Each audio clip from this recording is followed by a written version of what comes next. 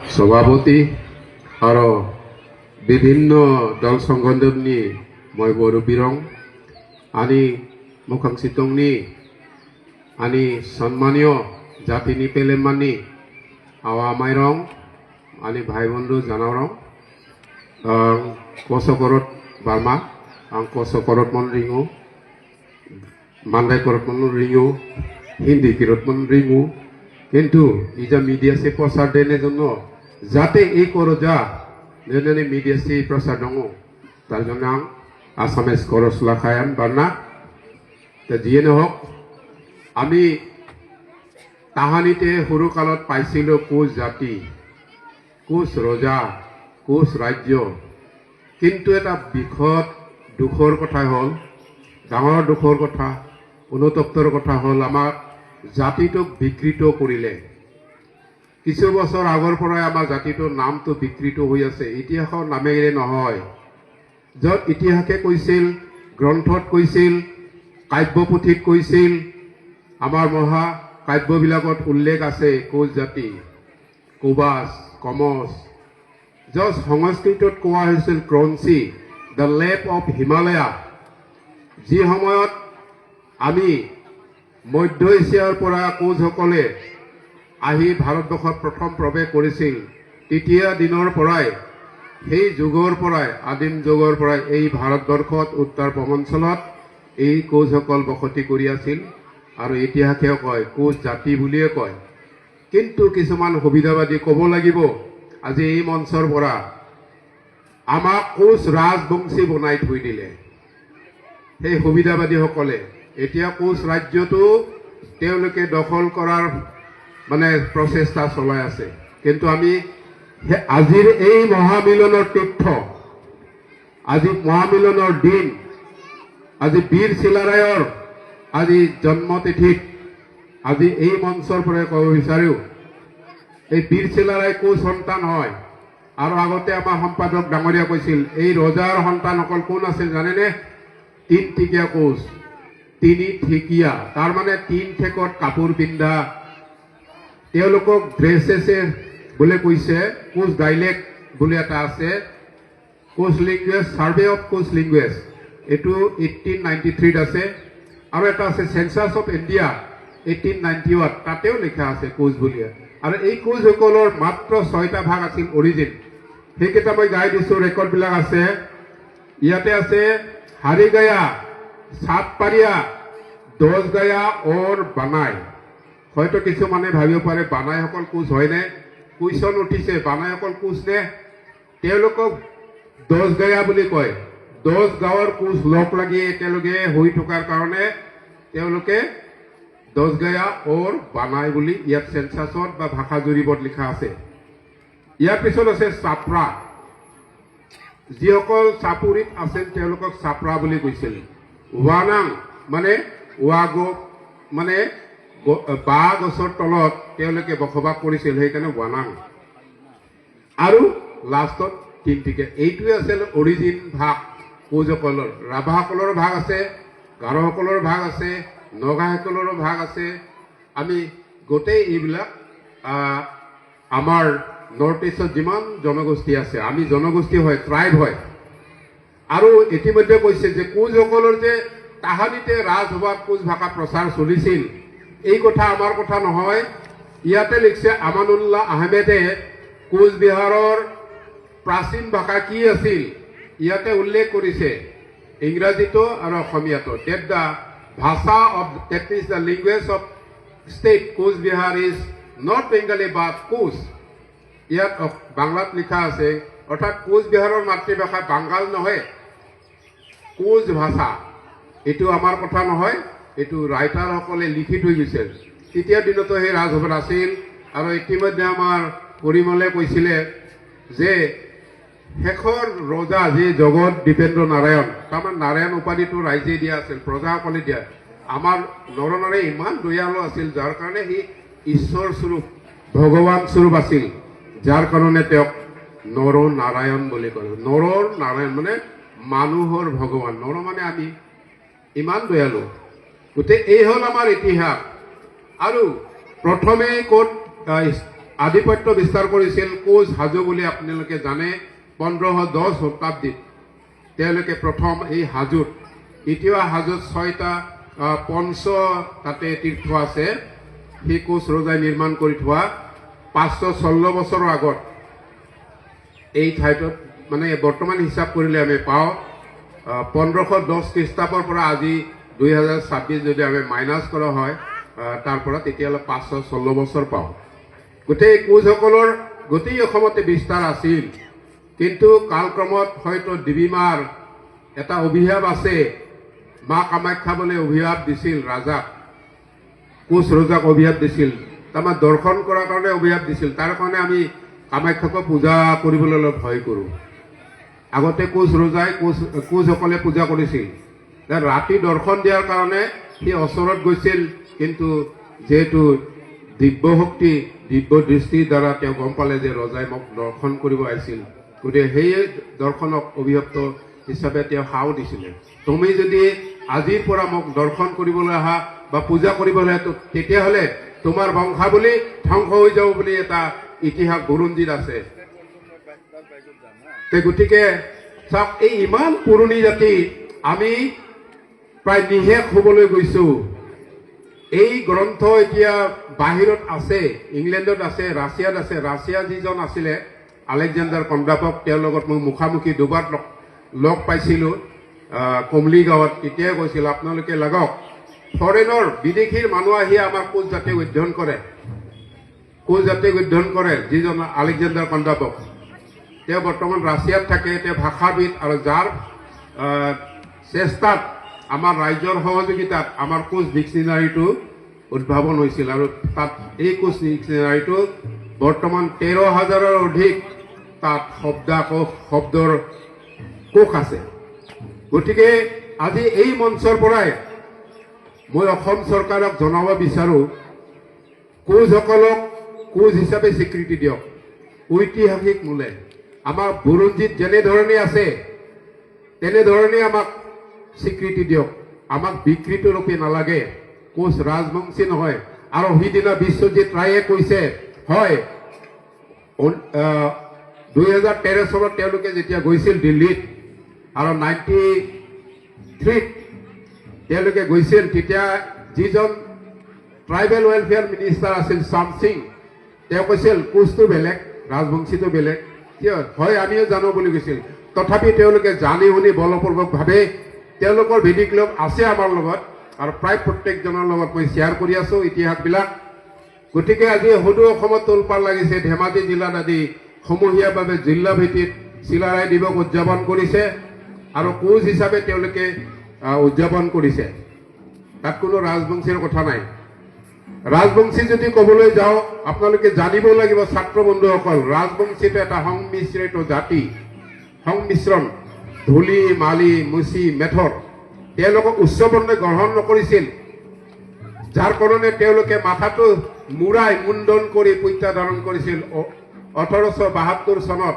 মাঘী পূৰ্ণিমা এই অহাকালি আজি বোধে মাঘী পূৰ্ণিমা এই মাঘী পূৰ্ণিমাৰ দিনাত তেওঁলোকে কৰতোৱা আৰু পণ্যতোৱা নদীৰ মাজত আলিপুৰ দুৱাৰৰ ইফালে ৰংপুৰৰ অঞ্চলত বৰ্তমান বাংলাদেশত পৰিছে তাতে 1,85,000 মানুহে একেই দিনতে চুলি খুৰাই পৈতা লৈছিল এই পঞ্চানন ঠাকুৰ বুলি কয় তেওঁ বৰ্মাহে আৰু কোচ ৰজাক ঘিণ কৰিছিল কোচ অতি নিচ্চ জাতি এনেকুৱা কৈছিল যাৰ কাৰণে আমাৰ তেতিয়া গায়ত্ৰী দেৱীৰ দিনত তেওঁ কোচ ৰাজ্যৰ পৰা বিতাড়িত কৰিছিল আৰু যদি দেখা পায় তেওঁক ফাটেকত থোৱা হ'ব বুলি এই তথ্যবিলাকত লিখা আছে আৰু তাতে আমাৰ কোচসকল কিন্তু ৰাজবংশী হোৱা নাই হৈছে যদি অন্যান্য জনজাতিসকল যেহেতু নিজকে লাজ পাইছিল আগত প্ৰকাশ কৰিব পাৰে এইটো কথা তথ্যত আছে আমাৰ মেচ কছাৰী ৰাভা বৰ্গসকলেও তেতিয়া দিনত নিজকে লুকাইছিল ভাষা নকৈছিল হয় সংকোচ কৰিছিল কাৰণ ঘিণ কৰিছিল না উচ্চ বৰ্ণবিলাক ভাত খাব দিছিল চঠালত এই কি কয় এই কাঠিত মুচিব লাগিছিল ৰাভা বড়ক আমাৰ কোচসকলক সেই পাহাৰীয়া জাতি নিশ্চ জাতি শামুক খায় কেঁকোৰা খায় গাহৰি খায় মদ খায় তেওঁলোকৰ আমাৰ ভাষা বুজি নাপাওঁ এনেকৈ কৈছিল এই তথ্যত ৰাজবংশী ইতিহাসত লিখা আছে 100 পৃষ্ঠা গতিকে ক'ব লাগিব জানিব লাগিব তেওঁলোকে আজি কিন্তু মুখত কিন্তু মুখা লগাইছে কোচ বুলি। কোচ তেওঁলোকে নহয়ে, কোচৰ সাজপাৰ তেওঁলোকৰ তাত নাই, সোণোৱাল কছাৰীৰ গামোচা, আৰু এতিয়া কি কৰিছে পাতানি বোলে দখনা লৈছে, দখনা সকলোৱে দেখা পাইছে ৰাইজসকলে। মিডিয়াত কিমান তৰ্ক গ'লে 6 জনগোষ্ঠীৰ কাৰণে। বড়োসকলে কৈছে এই বংশীবিলাকক নলবি ভাই, নহ'লে খাই দিব। হয়, আমাক কান্ধত বন্দুক থৈ স্বীকাৰ কৰিব বিচাৰিছে, ভোগ কৰিব বিচাৰে। 96ত তেওঁলোকে যেতিয়া জনজাতি পালে 6 মাহৰ ভিতৰত একেবাৰে ট্ৰাইবেলৰ কথা পূৰ্ণ কৰি ল'লে তেওঁলোকে। কোনো ট্ৰাইবেলে সুবিধাই নাপালে। আৰু বৰ্তমান যদি ট্ৰাইবেলক দিয়া হয় নহয়, আমাৰ ট্ৰাইবেলে একদম তলত পেলাই দিব, আৰু 50 বছৰ 100 বছৰ পিছুৱাই যাব। গতিকে সাৱধান হ'বৰ হ'ল। প্ৰত্যেকজন যুৱক যুৱতী ছাত্ৰ বন্ধুসকলে আমি মাত মাতিব লাগিব। মনে মনে থাকিলে নহয়, যিকোনো মিটিং কৰাৰ পিছত আমি এই কাৰণে ক'ব লাগিব। আমাৰ পিছত আপোনালোকে ক'ব, মোৰ ছাত্ৰ বন্ধু ছাত্ৰী বন্ধু বান্ধৱীসকলে ক'ব লাগিব। আমি অকল কোচ তাহানিৰ পৰা এই অবুজ ভাষাৰ কাৰণে আমাক কোবাছ কৈছিল আৰ্যসকলে। আৰু এনেকুৱা অসমত ভাৰতবৰ্ষত কোচৰ নামাকৰণে বহুত ঠাই আছে, য'ত নদীৰ কথা আমাৰ শিৱেন্দ্ৰ নাৰায়ণ ডাঙৰীয়াই লিখি থৈ গৈছে। তাপ্তি বোলে, হা, তাৰপিছতে কাৰাকোৰাম, কাৰাকোলাম মানে অপৰাধী লুকাই অহা ৰাস্তা, সেই ৰাস্তাটো কৈছিল কাৰাকোলাম। লাম সেউজা, কাৰাকো ৰামটো যে লাম শৃংগ এটা হিমালয়ৰ, তেতিয়া আহি সেইবিলাকত নামাকৰণ কৰিছিল। গতিকে আমাৰ মানুহখিনি বৰ্তমান সজাগ হ'বলৈ হ'ল। আজি 42তম বৰ্ষত আমি যিখিনি আগবাঢ়িলোঁ, আমাৰ সাজপাৰৰ ভাষা সাহিত্য লাহে লাহে যিখিনি আগবাঢ়ি আছে, আমি মংগলীয় হয়, আমি জনগোষ্ঠীয় হয়, ট্ৰাইব বুলি লিখিয়াই আছে ইয়াতে, নট জেনেৰেল। আমি জেনেৰেল মানুহ নহয়, সাধাৰণ মানুহ নহয়। গতিকে আমি ট্ৰাইব হয়। গতিকে এই জনগোষ্ঠীৰ যিটো ভাষা কোনেও বুজি নাপায়। আৰু কৈছে যে ৰাভাৰ লগতো মিল আছে, বড়োৰ লগত, এইটো সাহিত্যিকসকলে কৈছে, ভাষাবিদসকলে কৈছে। আমাৰ মংগোলীয়সকলৰ যিটো মূল ভাষা 10ৰ পৰা 20টালৈকে মিল থকা বুলি কৈছে, এইটো সাহিত্যিক বা ভাষাবিদসকলে কৈছে। কাৰণ আমি একে গোষ্ঠীৰে মানুহ, আমি মংগোলীয় গোষ্ঠী মানুহ। চেণ্ট্ৰেল এছিয়াৰ পৰা আহি আমি ইয়াত থোপ খালোঁ, আৰু আমি এনেকৈ লাহে লাহে অসমত বিস্তাৰ কৰিলোঁ। বিভিন্ন সময়ত বিভিন্ন নামাকৰণে আমি ৰাভাই হওক, বড়োই হওক, কছাৰীয়ে হওক, কোচেই হওক, মেচেই হওক, এওঁলোকে আহি আমি অসমত বসবাস কৰিলোঁ। আৰু পাহাৰ ভৈয়ামে আমি বসবাস কৰিলোঁ, য'ত আমাৰ মানে নামনি ঠাই আমি নাথাকোঁ, কিন্তু পাহাৰৰ দাঁতিত ভৈয়াম অঞ্চলত আমি বসবাস কৰোঁ। এই হ'ল আমাৰ স্বভাৱ। আমি খুব গোষ্ঠীপ্ৰিয় মানুহ। গতিকে এই নিজ বুলি কোৱা জাতিটোক আমি কেতিয়াও গ্ৰহণ কৰিব নালাগে আৰু নকৰোঁ। জীয়াই থাকি মানে আমি চৰকাৰক আবেদন দিছোঁ, আইনগত ব্যৱস্থা। শুকুৰবাৰে মই ফোন কৰিলোঁ হাইকোৰ্টত, ইতিমধ্যে লাষ্ট ষ্টেপত আছে, হয়তো এই সপ্তাহৰ ভিতৰত ফাইনেল ডিক্লেৰেশ্যন হ'ব, পজিটিভ হ'ব। ইতিমধ্যে আমাৰ ছেক্ৰেটাৰী কৈছে, তেওঁ ফোন কৰিছিলে আজি, মোক ক'লে 2-3 দিনৰ ভিতৰত দাদা ফাইনেল হৈ যাব, পজিটিভ হ'ব। আৰু যদি পজিটিভ নকৰে, এইটো চেলেঞ্জ এটা আকৌ পুট আপ কৰিব পাৰে বুলি কৈছে তেওঁ, এটা দ্বিতীয় ৰাস্তা। আৰু ইয়াৰ পিছতে আমি খালি গুৱাহাটীত বহি নাথাকোঁ, ইয়াৰ পিছত আমি কেন্দ্ৰ চৰকাৰৰ লগতো বৈঠকত আগবাঢ়িব লাগিব। তাৰ কাৰণে আপোনালোকৰ হাতৰ মুঠিৰ জোৰ হ'ব, হয়তো মানুহ নহয়, আপোনালোকৰ আৰ্থিক সহায় সহযোগিতা লাগিব। আমি হয়তো 10জনীয়া 15জনীয়া বা 50জনীয়া 100জনীয়া দল যাব লাগিব পাৰে। গতিকে আপোনালোকে সদায় প্ৰস্তুত থাকক। এয়া আমাৰ কাগজ কলমৰ যুদ্ধ, আইনীয় যুদ্ধ, জাতিগত যুদ্ধ। আমি কোনো জাতিক হিংসা নকৰোঁ, কোনো ধৰ্মক আমি হিংসা নকৰোঁ, কিন্তু আমাৰ জাতিটোক জীয়াই ৰাখিবৰ কাৰণে আমি মাত মাতিব লাগিব। তাহানিৰ দিনত কেতিয়াও মাত মতা নাছিল, ৰাতি বৈঠক কৰে, ৰাতিপুৱা গুচি যায়, মিডিয়াত খবৰ নিদিয়ে। আজি এতিয়া বহুত মিডিয়া ওলাইছে, আমি নিজেও সেই মিডিয়াত আমি দিব পাৰোঁ। গতিকে আপোনালোকে শিক্ষিত সন্তান, শিক্ষিত ছাত্ৰ ছাত্ৰীসকল সচেতন হ'বৰ হ'ল। আপোনালোকৰ তথ্যখিনি ডাটাসমূহ সংগ্ৰহ কৰি লৈ তেওঁলোকৰ লগত মোকাবিলা হওক, তাৰ উত্তৰ দিয়ক। কাৰণ কোচসকলৰ ভাষাই এই জাতিৰ নাম। কোচ জাতিৰ কোচ ভাষা থাকিব, বড়োসকলৰ বড়ো ভাষা থাকিব, ৰাভাসকলৰ ৰাভা ভাষা থাকিব, গাৰোৰ গাৰো ভাষা থাকে। কিন্তু গাৰোসকলে আছিক বুলি কয়, আমি কওঁ তেওঁলোকক গাৰো।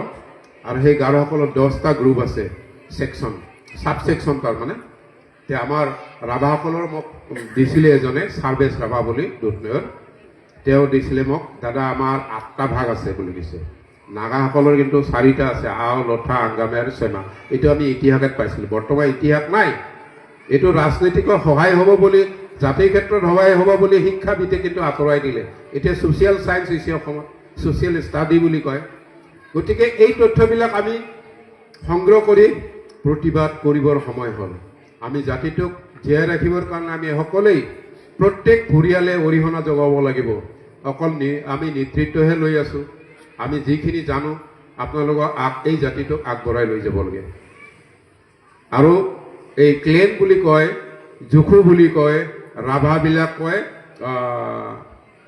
কি বুলি কৈছিল দিয়া বাৰাই বাৰাই প্ৰায় মিলে আৰু তাৰমানে মিৰি কাৰ্বিবিলাকৰ লগতো মিলে গাৰোৰ লগতো মিলে যিটো আমি মংগোলীয় গোষ্ঠী মানুহ সেইকাৰণে মাহাৰী ধৰা হয় বংশধৰ ধৰা হয় তাৰমানে প্ৰায় একে বংশৰে মানুহ আমি যিহেতু গতিকে মিলে ইয়াত আছে লিখাবিলাক বাৰাই তে আমাৰ মোৰে ঘৈণীয়েকজনে নক্সি হয় তে ৰাভা ভাষাত কয় নক্সেৰ বুলি কৈ আছে মোৰে এজন সহপাঠী আছিল তেওঁ কৈছে নক্সেৰ ঠিকে আছে বাৰু আমি মংগোলীয় যিহেতু তে গতিকে আপোনালোকক অনুৰোধ জনাওঁ আপোনালোকে সচেতন হৈ থাকক এইবাৰ আৰু এটা পঞ্চায়তৰ থ্ৰুদি এটা জুৰিত দিছে মেৰা গাঁও মেৰা ধৰোহৰ তাতে জাতিগতৰ বৈশিষ্ট্য কৃষ্টিকলাপ দিব লাগে এইবাৰ যেনেকৈ বড়োৰ বাগৰুম্বা হ'ল 10,000 নেক্সট টাইমত কিন্তু দিল্লীত হ'লেতো আমাকো মাতিব পাৰে গতিকে প্ৰস্তুত থাকিব লাগে 10,000 নহ'লে আমি 1,000 কৃষ্টি দল বনাব লাগিব এইটো আমি দিল্লী দৰবাৰত মানে প্ৰদৰ্শন কৰিব পৰাকৈ গতিকে সদায় প্ৰস্তুত থাকক আৰু এনেধৰণে আমি জাতিটোক চিনাকি দিব লাগিব আৰু জানে কেন্দ্ৰটো জানে আমাৰ অসমৰ বুদ্ধিজীৱীসকলেও জানে হিমন্ত ছাৰে কৈছিল কোচ আৰু ৰাজবংশী দেখোন একে আগত তেতিয়া শিক্ষামন্ত্ৰী আছিল তেতিয়া যেতিয়া মুখ্যমন্ত্ৰী আহিল কোচটো বেলেগ ৰাজবংশীটো বেলেগ কৈছে সঁচা কথা হয়নে যিবিলাক আমি ষ্টাফ কলেজত খানাপাৰাত যদি লগ পালোঁ তেতিয়া ক'লে হয় কোচটো বেলেগ কোচটো আমাৰ ভাষা দি ক'লে এই চিন্ময় বাইদেউ কোচ ভাষাটো লৈ এইটো কি ভাষা কোচ ভাষা কোচটোতো এই ৰাভা বড়োৰ দৰে ভাষা নাং আং নিং কোনেও বুজি নাপায় সেইকাৰণে আৰ্যবিলাক কুবাছ বুলি মুখৰ পৰা বেয়া ভাষা ওলোৱা অবুজ ভাষা মন্দ ভাষা বুলি কৈছিল গতিকে মই কি ক'ম আমাৰ আই মাতৃসকল বিৰল দেখা পাওঁ ছাত্ৰ বন্ধুসকলো বিৰল মানে খালী খালী চকী মানুহ থাকিলে অলপ সাহসটো বাঢ়ে গতিকে শুনিব লাগিব জানিব লাগিব আৰু জানিলেহে আমাৰ পিছত আমি বুদ্ধ হোৱাৰ পিছত আপোনালোকে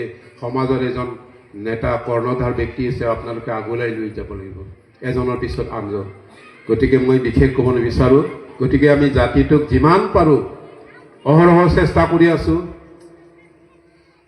ঘৰৰ গালি খায়ো ৰাইজৰ গালি খায়ো গালি সপনি পাৰিব নিশ্চয় ইমান দেৰি লাগে না হাইকোৰ্টৰ মানে 3 মাহৰ মূৰত এটা ওলায় এবাৰকে পিটিশ্যন ওলায় কিন্তু আমাৰতো 1 নম্বৰত আছে বৰ্তমান 1 নম্বৰ লিষ্টত আছে হয়তো এই সপ্তাহৰ ভিতৰত ফাইনেলাইজ হৈ গ'লে আমি গুৱাহাটীতে এখন মেল পাতি প্ৰেছ ক্লাবতে হওক বা কোনোবা সমজুৱা ঠাইত আমি প্ৰেছ মিট কৰি পেলাই তাৰ পৰা ডিক্লেয়াৰ দিম আৰু ইতিমধ্যে কাৰেকশ্যন হোৱাটো প্ৰায় ধেমাজি ফালৰ পৰা ক'লে অনলাইন এতিয়া কাৰেকশ্যন হৈছে কোচক কোচ হিচাপে দিছে বাকী কোনে কাক কি দিয়ে সেইটো আমি নাজানো কিন্তু আমাৰ নামটো শুদ্ধ হ'ব লাগে লাগিলে অবিচিয়ে থাকক কিন্তু আমাৰ দাবীটো হ'ল জনজাতি আমি জনজাতি মানুহ খোৱা বোৱাই গম পায় আমাৰ মেৰা চকত গুগলি শামুক খাওঁ কেকৰাও খাওঁ আমাৰ খোৱাবিলাক খুব বেয়া যেনেকৈ আমাৰ ট্ৰাইবেলে খাই একেই আমি ট্ৰাইবেল মানুহ যিহেতু নাম নকৰিলেও কি হ'ব ট্ৰাইবেল আমি ট্ৰাইবেলে নাম নিদিলে কি হ'ল আমাক জনজাতি আমাক যদিও লিষ্টত থৈছে চৰকাৰেও এটা আঁচনি এইটো প্লেনিং তাত প্লেনিঙত থৈছে OBC আদাৰ বেকৱাৰ্ড ক্লাছেছ থ'ব পাৰে কিন্তু আমি ট্ৰাইব উই আৰ ট্ৰাইবেল গতিকে আমি খুজি লোৱা নাই আমাৰ বৈশিষ্ট্যই জনজাতি চেহেৰা শাৰীৰিক অৱয়ব খাদ্য সাজপাৰ আমাৰ এতিয়া কিন্তু অলপ বেলেগেও কিন্তু চুৰ কৰি আছে সেইটোও লক্ষ্য কৰিব লাগে লাহেকৈ এইবিলাক ওলাব এইটো আইনগত ব্যৱস্থাও হ'ব অলপ আমি নীৰৱে আছোঁ তে যিয়ে নহওক সকলোৱে অংশগ্ৰহণ কৰিব দলে য'ত যেনেকৈ আমাক খবৰ দিয়ে, ঠিক তেনেকৈ আমি দলে দলে যোগদান কৰিবলৈ, জাতিটোক জীয়াই ৰাখিবৰ কাৰণে মাত মাতিব লাগে সকলেও। আমি দুই এটা মাত মাতোঁ, কিন্তু কেন্দ্ৰীয় কমিটি ডিচি মাতিলে বেয়া। ছাত্ৰ বন্ধুসকল আছে, ছাত্ৰীসকল আছে, মাত মাতি থাকক, প্ৰতিবাদ কৰক। এতিয়া কিন্তু আবুল তাবুল কৈ আছে এই যিবিলাক মানে বংশীৰ জাতি, সেই তেওঁলোকে কৈ আছে মানে বড়োবিলাক বোলে খুলঞ্জীয়া নহয়। বাপ ৰে বাপ, বেংগলৰ পৰা আহি, ৰংপুৰৰ পৰা আহি তেওঁলোকে খিলঞ্জীয়া বুলি কয়। সঁচা কথা, বেংগলৰ পৰা আহি বঙালী ভাষী তেওঁলোকে সেই আজিকালি আহি তাৰপিছত সিহঁতে খিলঞ্জীয়া বুলি কৈছে, ভূমিপুত্ৰ বুলি কৈছে। তেওঁলোকেও দেখোন সেই সিদিনা আহিছে, আহিয়ে আছে। ভাষাটো নাযায় অসমীয়া, নাযায় বঙালী, অৰ্ধ বাঙালী অৰ্ধ অসমীয়া। তাৰমানে ঘনচিৰিকাই ৰাজহাঁহৰ খোজ দিব বিচাৰিছিল, আছে না শ্লোক অসমীয়াত? ঘনচিৰিকা মানে এই যে আমাৰ কি ঘৰত বাল যে সৰু সৰু চৰাই থাকে, ঘনচিৰিকা, সিহঁতে যদি ৰাজহাঁহৰ খোজ দিব বিচাৰে পাৰিব জানো? ঠিক তেনেকুৱা হৈছে সিহঁতৰ অৱস্থা এতিয়া। ইফালে না জল না থল, তেওঁলোকৰ মুখ বন্ধ। মাত মাতি আছোঁ আমি, মাতিব লাগিব। তে বিশেষ নকওঁ, প্ৰায় আজি দুদিন ধৰি আপোনালোকে ইয়াতে অহৰহ চেষ্টা, আপোনালোকৰ সহযোগিতাত এই 42তম দক্ষিণ গোৱালপাৰা কোচ সমাজ সমিতি যি অধিৱেশন যৌথভাৱে মহিলা পৰিষদ, ছাত্ৰ সন্থা, এই গোটেইখিনি লগ লাগি যিখিনি আপোনালোকে কাৰ্য সমাপন কৰিলে আজি সফলতাৰে, তাৰ বাবে আপোনালোকৰ সহযোগিতাৰ কাৰণে মোৰ কেন্দ্ৰীয় সমিতিৰ তৰফৰ পৰা, কোচ সন্মিলনীৰ তৰফৰ পৰা অশেষ অশেষ ধন্যবাদ জ্ঞাপন কৰিছোঁ। সকলোৰে সুস্বাস্থ্য কামনা কৰিছোঁ। আৰু আমি আগন্তুক দিনত এইবেলি এটা প্ৰস্তাৱ লৈছে, গুৱাহাটীৰ মাজমজিয়াত এটা অভিৱৰ্তন পাতিম। অভিৱৰ্তনটো ফেষ্টিভেল ৰূপে হ'ব, যে আমাৰ কোচসকলৰ এটা ফেষ্টিভেল আছে, উৎসৱ আছে। এইটো বিটা ফেষ্টিভেল তুমু দিনানি উৎসৱ তুমু উজানো হা নিনি পাবনি উৎসৱ। ওই পাবনি উৎসৱ যা নিং পাতাইকে নিন্দানি কচনি যে কৃষ্টি প্ৰদৰ্শন সব উচিত ধনুক নালাগে না, চানি নিংনি কান্নি চন্নি বিটা বিটা মানে অৰ্ণামেণ্ট তুমু সব উচিত ধনুক না, পূজা পাতল আৰু তাকনি আগেনি বানাতাকনি এই সুচকা তাকনি মানে নিং হা সিসিতা গমিনা তাত হাল দংসা মিচিন মন দংসা এই হানি আপানি বানাইকেন এই ওয়ানি বানাইকেন নিং পূজা বানাই তিনিমিনা তাই মন 100 বছর 150 বছর নি ওয়াক্সি সুকা মেঘালয় সিটংট হ্যাঁ মাংসে আওয়াই বুড়ি দুনুক্ত ফেসবুক সি হ্যাঁ নুহানা সবান ফেসবুক সি আওয়াই বুড়ি আর ওই যে করম ফুল বামি যেমন তে উঠিখানা নিনি আর রাজানি হালাখানি কুমলিগাঁও সিনটংট রাজানি হালাখানি আরো এই জিরাগাঁও সিজন বিটানি জিরাগাঁও মুংজা এই উমেশ রাভা ঠিলাইহা উমেশ রাভা তেখেত কৰ্ডনাৰ ব্যক্তি আছিল আমাৰ ৰিচিপশ্যন কমিটিত জিৰাগাঁও যেতিয়া কনফাৰেন্স হ'ল 23তম অধিৱেশনত তেওঁ কৈছিল এই জিৰাগাঁৱৰ নাম কেনেকৈ উৎপত্তি হ'ল। জিৰাই ৰাণীয়ে তাতে এটা লক্ষী মন্দিৰ আছে, এইফালে নদীৰ পশ্চিমত বুলি কৈছে তেওঁ জিৰাৰ, তাতে জিৰাই ৰাণীয়ে এটা মাটি ভূমি মানে দান কৰি গৈছিল সেই ৰাণীয়ে, তাৰ পৰা জিৰাগাঁও বুলি নামাকৰণ হোৱা বুলি তেখেতে বক্তব্যত প্ৰকাশ কৰিছিলে। তেখেত সিদিনা ঢুকালে বেচেৰা, মই তেখেতক ভালদৰে জানো বা পাইছোঁ, তেওঁৰ ঘৰত মই গৈছোঁ, এই ফিল্ডৰ কাষতে ঘৰ। বিশেষ মই কি ক'ম, বহুত কথা আছে, হয়তো আমাৰ উপেন দাও কয় যে আমাৰ কোচৰ কথা ক'লে শেষ নহয়, দিনে ৰাতে কৈ থাকিব লাগে।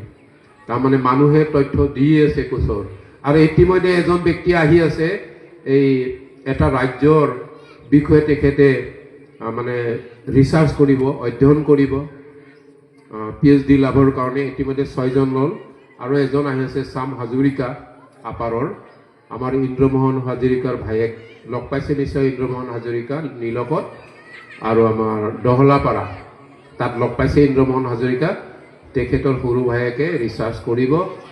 আৰু এজন আছে প্ৰদ্যুৎ তালুকদাৰ বুলি কোৱা, তেখেত আহি আছে, মোক ফোন কৰি আছে তেখেত আমাৰ কোচৰ তথ্য সংগ্ৰহৰ কাৰণে। কিন্তু আমাৰ ফালৰ পৰা যিসকল BA MA লৈছে তেওঁলোকে PhDৰ কাৰণে নিজৰ জাতিৰ বিষয়ে অধ্যয়ন কৰিব লাগে। তথ্য সম্বল আমাৰ আছে, উপেন দা আছে, আমি আছোঁ, আমাৰ গাঁৱৰ ৰাইজ আছে, বুঢ়া বুঢ়ীসকল আছে, গতিকে তেওঁলোকে আমাৰ তথ্যবিলাক দিব, তেতিয়াহে আমাৰ সংৰক্ষণত থাকি যাব, নহ'লে সেইবিলাক আমি পাহৰি যাম, কৃষ্টিকলাপ পাহৰি যাম, ভাষা পাহৰি যাম। ভাষা এতিয়া পাহৰিবলগীয়া নাই, কথোপকথন ওলাইছে, প্ৰতাপ কোচৰ আৰু এটা ডিক্সনাৰী ওলাইছে, আৰু শিকাৰ কাৰণে উৎসুক হৈ আছে আমাৰ। হয়, বহুত মানুহে আপাৰত গৈ পেলাই নিজৰ ভাষা হেৰুৱাইছে, কোচসকলে ভাষা হেৰুৱাটো স্বাভাৱিক, আৰু এনেকৈ বছৰত 2টা ভাষা হেৰাই বুলি কৈছে, আৰু এটা জাতি লুপ্ত হয়, তাৰমানে এটা সংখ্যাগৰিষ্ঠৰ ফালে আন এটা মানে সংখ্যালঘুসকলে সোমাই পৰে সুবিধাৰ কাৰণে, এনেকৈ হৈ আছে।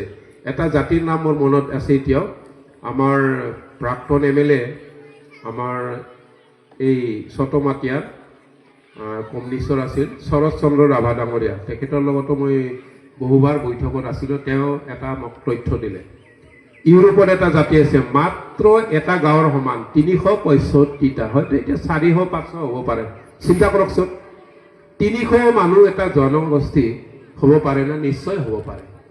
আছে, বহুত কেইটা জাতি আছে। ইউৰোপত জাকাচিৰ বুলি নামে এটা জাতি আছে।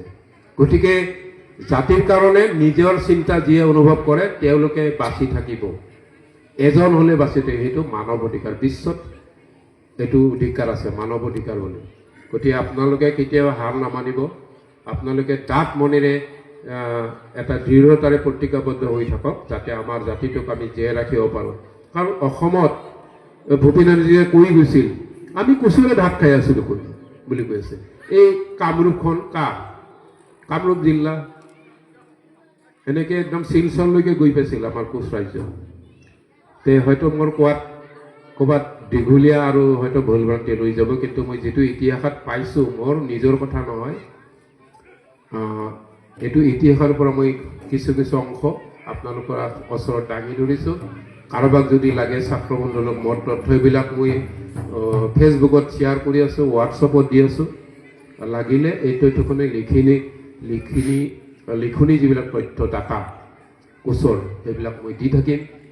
আপোনালোকক যিমান সহায় সহযোগিতা কৰে, ভৱিষ্যত আমাৰ যাতে জাতিটো উজ্জ্বল হয়, কোচ জাতিটো জীয়াই থাকে আৰু থাকিব। বিদেশত যদি আমাক চৰ্চা কৰে, শিৱেন্দ্ৰ নাৰায়ণ কোচে কৈছিল লণ্ডনৰ লাইব্ৰেৰীত এটা কপি আছে বুলি কৈছে।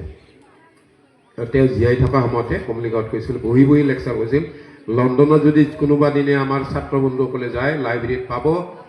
আৰু অসমত এটাই আছে ডিষ্ট্ৰিক্ট, এই কপিটো এইটো ডিষ্ট্ৰিক্ট লাইব্ৰেৰীত আছে। Census of India and linguistic survey of India 1891 and 1872, এই কপিবিলাক আপোনালোকে ডিষ্ট্ৰিক্ট লাইব্ৰেৰীত পাব। আৰু যিকেইটা টেচিছ লিখিছে, এইকেইটা আমাৰ যিসকল PhD গ্ৰহণ কৰিলে তেওঁলোকৰ কপি আমি ইতিমধ্যে কৰ্ডত পুট আপ কৰিছোঁ। ডাঙৰ এখন ভলিউমৰ কিতাপ, 1000 পৃষ্ঠাৰ কিতাপ। এই যিমানবিলাক তথ্য আমি কৰ্ডত দিছোঁ, ইয়াৰ পিছত আৰু একো পাতিবলগীয়া নাই। গতিকে যিটো সঁচা কথা সেইটো আমি কৈছোঁ। গতিকে আমি নিশ্চয় আশাবাদী, আমাৰ জাতিটোক মানে চিৰস্থায়ীভাৱে আমাক জনজাতি স্বীকৃতি নিদিলেও, মই সিদিনা কৈছিলোঁ আমাক জনজাতি বিকৃতভাৱে নালাগে, লাগিলে আমি অবিচু হৈয়ে থাকিম কোচ হিচাপে, কিন্তু কোচ ৰাজবংশী হিচাপে জনজাতি আমাক নালাগে। যদি দিব লাগে মংগোলীয় হিচাপে জনজাতি, কোচ হিচাপে জনজাতি দিয়ক। বিশেষ আৰু নকওঁ। সদৌ শেষত সকলোকেই আমাৰ সদৌ অসম কোচ সন্মিলনৰ তৰফৰ পৰা, আমাৰ দক্ষিণ গোৱালপাৰা কোচ সমাজ সমিতি, দক্ষিণ গোৱালপাৰা তথা গোৱালপাৰা জিলা কোচ ছাত্ৰ সন্থা, মহিলা পৰিষদ, সদৌ অসম কোচ মহিলা পৰিষদ, আৰু লগতে আমাৰ খাৰদাংবাসী ৰাইজক অশেষ অশেষ ধন্যবাদ জ্ঞাপন কৰিছোঁ। হাপাক ভৰা পেলেম লাখাটো পেলেমানি লাখাটো আৰু আনি হয়তো বাৰ্নিছে, হয়তো ভুল নং না, আৰ ভুল যা স্বাভাবিক। তো যিজান দং তাইনি ইজান বাৰকে আনি মোৰ কোৱা ইমানতে সামৰিছোঁ। কচ জাতি হেং টং হেং টং খেং টং খেং টং। জয় কচ আমাইনি, জয় হীরাই জিরাই আমাইনি, জয় হারিয়া মণ্ডল কচনি, জয় কাঞ্চিকান।